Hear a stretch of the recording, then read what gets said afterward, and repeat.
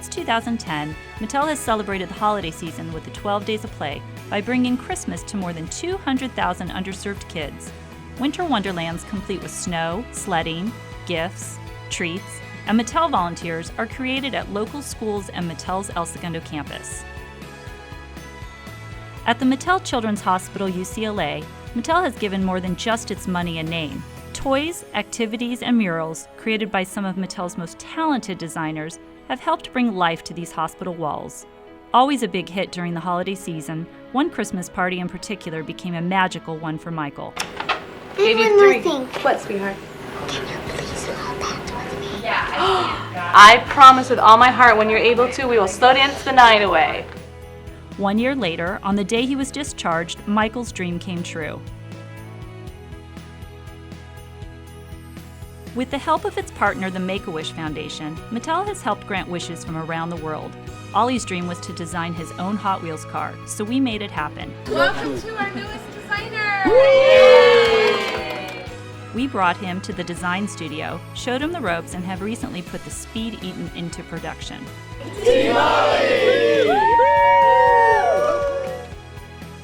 Over the years, dozens of Mattel employees from various departments and backgrounds have supported our partnership with the LA Public Fund and its mission to bring arts back into school curriculums. Mattel brings a unique ability to provide their employees time off so they can come and work directly with students and teachers and really show how creativity is important in their workplace and their jobs.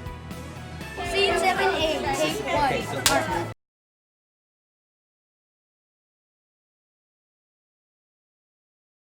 Even though we're different, we are all the same. He the same and she the same, so we the same. How can I complain about the minor things when there are human beings dying just to find a simple drink? Migrating miles for what's pouring out my kitchen sink. It forces me to sit and think. What is the missing link? You see, it's hard to comprehend, but we are all in sync, so we have a responsibility to act. Actually, this moment, in fact, is all you'll ever really have. And right beneath the haves and the have-nots are never-hads, and yet they smile brighter than the actors from these clever ads, telling us to spend $1,000 to get some trendy swag when we could take the same amount and end the suffering they have.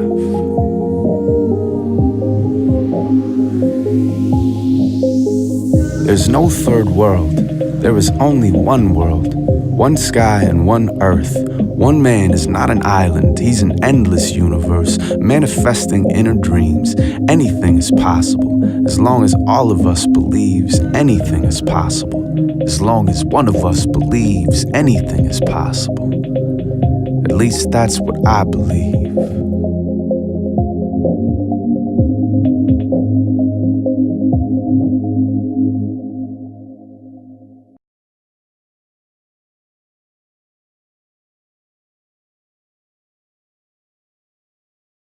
An entire day of travel obviously gave me some time to think and reflect on my experiences from the past 2 weeks. Well, it's been eye-opening, to say the least. After seeing what I've seen and meeting the fascinating people I've met, I'd be disappointed in myself if I didn't come away from this trip with a life-changing revelation. But how can you put 2 weeks of experiences into a few minutes of reflection? I witnessed homes made out of sheet metal. I heard life stories overflowing with injustice and suffering. I met mothers forced to sell their bodies to feed their children. But in these homes, I saw the smiles of welcoming families. Throughout the life stories, I heard no complaints. And from the mother, I saw her unselfishly making a sacrifice for the good of those she cared about. The citizens of the Dominican Republic have been through a lot, to say the least. A corrupt government mismanaging the budget in order to benefit themselves and leave the poor to suffer. A police force that accepts bribes to look the other way. Rents their uniforms and cars to criminals or gets involved in the drug trade themselves, an electric company that shuts off the power for hours at a time just to demonstrate their authority, or an economy that practically bows to tourists and leaves the locals to hope for as much as a job shining their shoes. And who do they have to go to solve these injustices? It's safe to say there aren't many authority figures they can trust. With no one to go to or help in a time of need, danger, or crisis, Dominicans have to learn to fend for themselves. Some of the people tackle these challenges in different ways. While some go in search of food or housing materials in the trash, and some might attack or rob others to get by, Most Dominicans work hard to be self-sufficient, making the best out of a bad situation, using agriculture, hard work, and religion to keep their spirits high. We could learn a thing or two from this resilience. Imagine what the U.S. would be like if we were forced to live in these conditions for as long as a week. There'd be an uproar. And yet Dominicans still wake up every morning with a smile on their face and a welcome, giving attitude. This inner strength has inspired me to look at my own situation and see what I really have to complain about. All right, now here's where I'm going to preach at you for a second. But this is a documentary, not an infomercial, so I'm not going to ask for donations. This isn't meant to guilt you into action either, so I'm not going to ask you to organize a service trip or something. This is just my plea that you erase ignorance, challenge authority, and be aware of the conditions that actual human beings are living in. It's also a wake-up call. What do we have to complain about? These people live in conditions that we couldn't even imagine while I sit around complaining that my air conditioner isn't working. It's time that we step it up, appreciate what we have, and give our excess to those that don't have enough. It's time for us to start living more like the Dominican Republic.